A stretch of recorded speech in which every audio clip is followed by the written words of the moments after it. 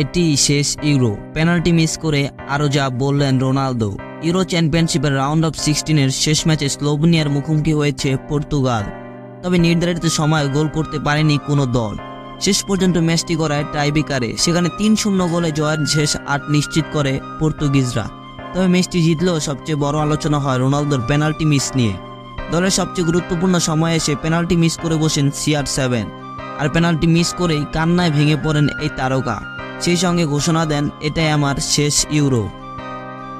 বয়স 39, কেরিয়ারে একেবারে গোধূলো লগ্নে এসে ফুটবল মাঠ দাপিয়ে বেড়াচ্ছে ক্রিস্টিয়ানো রোনালদো। তবে আর কত, এবার সময় এসেছে, সেটা হয়তো রোনালদো নিজেও বুঝেছেন। তাই তো নিজেই বলে দিলেন এটাই তার শেষ ইউরো। পরবর্তী ইউরো অনুষ্ঠিত হবে 2028 সালে।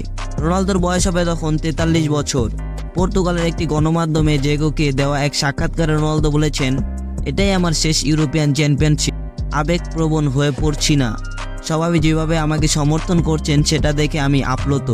এটা ফুটবলের দুনিয়া ছেড়ে যাওয়া নয়, মানুষকে আনন্দ দেওয়া আমাকে সবচেয়ে বেশি অনুপ্রাণিত করে।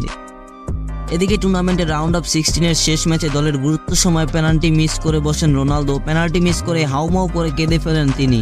তবে 120 মিনিটে খেলা শেষে টাইব্রেকারে দলের হয়ে প্রথম শট তিনি নিয়েছিলেন।